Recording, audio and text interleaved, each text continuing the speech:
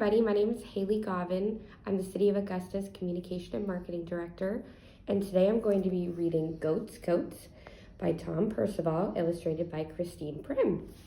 So let's get started.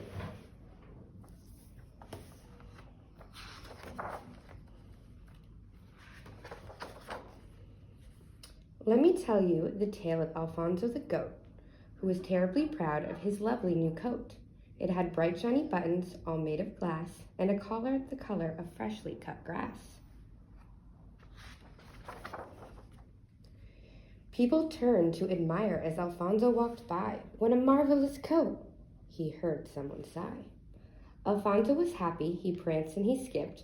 Then he heard a sad noise, croaking out of a ditch. Deep down in the ditch was a family of frogs. They used to live there in a mossy old log. But the log wasn't here. It had rotted away, and the frogs from the log now had nowhere to stay. The frogs were distraught. "Please help us," they cried, and Alfonso felt sorry for them, so he tried. He unpicked some, stitching upon his new coat, and using the fabric, he helped make them a boat. The frogs were delighted. He just made their day. "Oh, thank you," they croaked as they all sailed away. Alfonso's new coat didn't look quite so smart, but he felt a warm glow in the depths of his heart.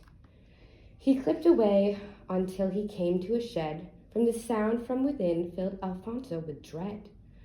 What could possibly make such a sad sound as that? Alfonso peered in, then he saw it. A cat! The cat was trembling and terribly pale. It was clear to see that she'd hurt her tail. Alfonso got busy and cleaned up the cut. Then, using his coat, he bandaged it up. The cat was so glad, so grateful and happy that Alfonso's coat was now looking quite ratty. He clip-clocked along through the crisp wintering day, and he was whistling a song when a hen came his way. The hen was upset. She had lost one of her chicks. Could this be something Alfonso could fix? Together the hen and Alfonso looked around, and the hen's little chick just could not be found. Then somewhere up high, a voice cried, "Help me!" And there was the chick stuck up in a tree. So Alfonso removed even more of his coat, and he tied it together to make a long rope. He gritted his teeth and then climbed up like a rocket. Then he came down again with the chick in his pocket. Alfonso's new coat was now looking a mess. So what's done is done. It was all for the best.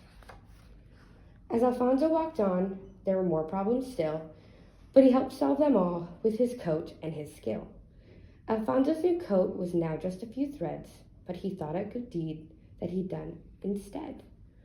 The weather grew colder, snow fell all around. Poor coatless Alfonso trudged back towards town. The blizzard grew worse, it grew colder and colder. Alfonso took shelter behind a big boulder. Alfonso was freezing and the night would soon fall, and so he curled up in a cold little ball. But then he heard voices ringing out through the night. Someone was shining around a bright light. Here came the frogs and the cat and the hen. He wasn't alone, he'd been found by his friends. Seeing them all made Alfonso feel better, and not only that, they had brought him a sweater.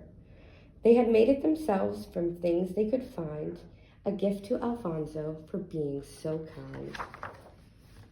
And so our dear goat had made best friends forever, and he wore his new sweater, whatever the weather. The end.